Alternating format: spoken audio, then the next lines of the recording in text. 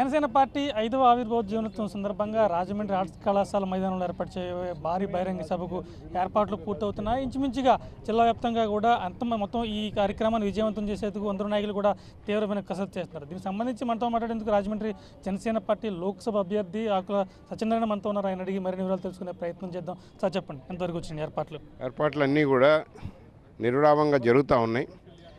ఎందుకంటే మాకు జనసేన పార్టీ అధ్యక్షుల వారు కానీ ఆయన మీటింగ్ ఉందంటే జన సమీకరణ చేయాల్సిన అవసరంలా ప్రజలు వచ్చిన వాళ్ళకంతా మేము ఏ విధంగా సదుపాయాలు కలిగించాలన్నది మీద మేము దృష్టి పెట్టడం. ఎక్కడ మేము సమీకరణ చేయాల్సిన అవసరం నాకైతే కనపట్ల. మేము వస్తున్నాం అని ఫోన్లు తప్పితే వాళ్ళని ఎలా తట్టుకోవాలన్న విషయం అనేది మేము ఆలోచిస్తూ ఉన్నాం.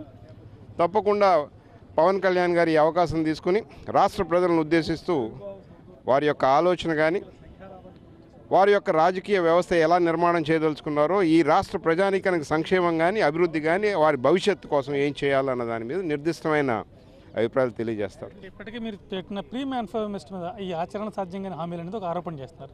మరి ఇప్పుడు తర్వాత ఫ్రెష్గా ప్రకటించబోయే మేనిఫెస్టో ఎలా ఉండబోతుందంటారు? ఎవరన్నారు అది? నేనైతే వినలా. ప్రీ మేనిఫెస్టో ఇవాళ రేషన్ షాప్ కోసం ఎవరెంత ఖర్చు పెడుతున్నారో మనకు తెలియదా?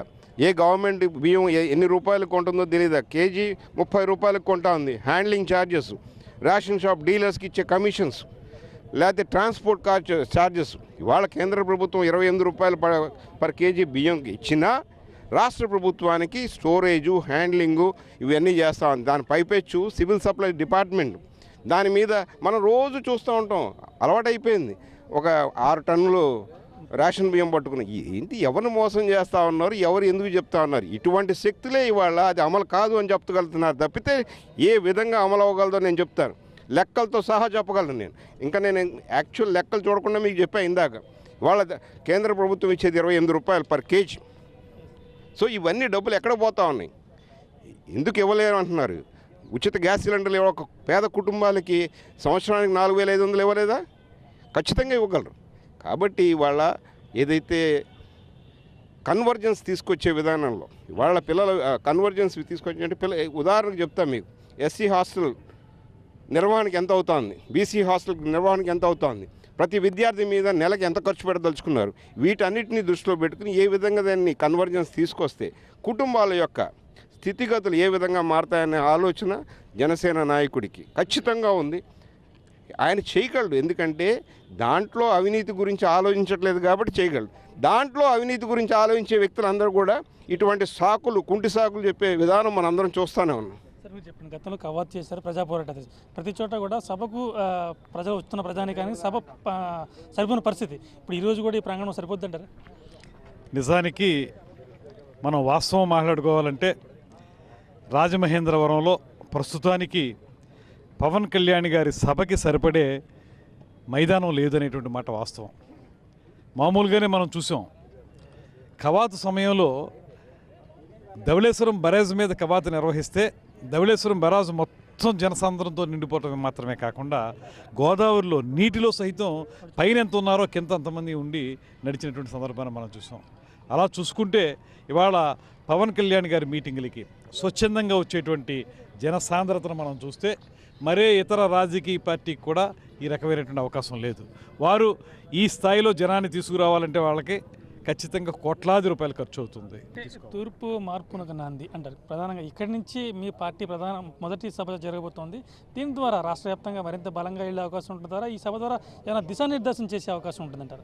ఖచ్చితంగా ఇది మేనిఫెస్టోను కూడా ఆయన ఇక్కడ ప్రకటించడం ద్వారా ఈ రాష్ట్ర ప్రజలకి జనసేన పార్టీ ఏం చేయబోతుందో అనేటువంటి చెప్పేదానికి అవకాశం ఉంది. మేనిఫెస్టో కూడా నేను ఒకటి స్పష్టంగా చెప్పదలుచుకున్నాను. ఇతర పార్టీల్లాగా 4 గోడల మధ్య కూర్చుని 4 మేధావులు కూర్చుని 4 మాటలు 4 పుస్తకాలు తిరగేసి రాసేటువంటి మేనిఫెస్టో కానే కాదు ఇది. లేకపోతే కేవలం ప్రజాకర్షక పథకాలను ప్రకటించడం మాత్రమే చేసేటువంటి మేనిఫెస్టో కాదు. ఇన్ని సంవత్సరాలుగా గడిచిన 4-5 సంవత్సరాలుగా పవన్ కళ్యాణ్ గారి రాష్ట్రంలో ప్రతి మూలకి వెళ్ళాడు ఆయన. అది ఉద్దానం సమస్య కానివ్వండి, లేకపోతే వంతాడ గనుల సమస్య కానివ్వండి, లేకపోతే అక్కడ రాజధానికి సంబంధించిన భూములకు సంబంధించిన సమస్య కానివ్వండి, ఇతరత్ర అనేక సమస్యలను ఆయన ప్రతినిత్యం కూడా ప్రజలతో కలిసి తిరిగి అర్థం చేసుకుని ఆకలింపు చేసుకుని వాటికి పరిష్కారాలు కూడా సూచించే స్థితిలో ఉన్న తర్వాత వాటన్నిటి ప్రాతిపదికగా ఇవాళ ఆయన మేనిఫెస్టో తయారు చేస్తున్నాడు. అంటే ఇది ప్రజలకి సంబంధించినటువంటి మేనిఫెస్టో కాబోతుంది. ఆ మేనిఫెస్టోని ఈ వేదిక మీదుగా ప్రజల ప్రజలందరికీ తెలియజేసి ఏ కార్యక్రమాలకి ఏ సమస్యలకి మేము ఏ రకంగా పరిష్కారం చూపించబోతున్నామో స్పష్టంగా చెప్పేటువంటి సభ అవుతుంది ఇది. అందుకే మేము నమ్ముతున్నాం కవాతుని మించి విజయవంతం అవుతుంది ఇది. దీనితోనే ఎన్నికల శంఖారం పూరించబడుతుంది అనేటువంటి మాటను కూడా మేము మనవి చేస్తున్నాం. మొత్తం మీద రాష్ట్ర రాజకీయ ఎన్నికపై జనసేన చేయబోయే పోరాటం, అలాగే భవిష్యత్ తరాలు ముందుంచి తీసుకెళ్ళి, అలాగే ఇక ఎన్నికలకు సంబంధించి ఇక్కడి నుంచి ఎన్నికల శంఖారావం పూరిస్తాం, భవిష్యత్తులో మరింత వేగంగా ప్రజలకు దూసుకెళ్లేందుకు జనసేన ఎన్నికలంతా తీవ్రంగా కృషి చేస్తామని చెప్తారు. కెమెరామెన్ సాయికృష్ణతో Rajesh, 99 TV, Thurpu Godavari. Please subscribe New Waves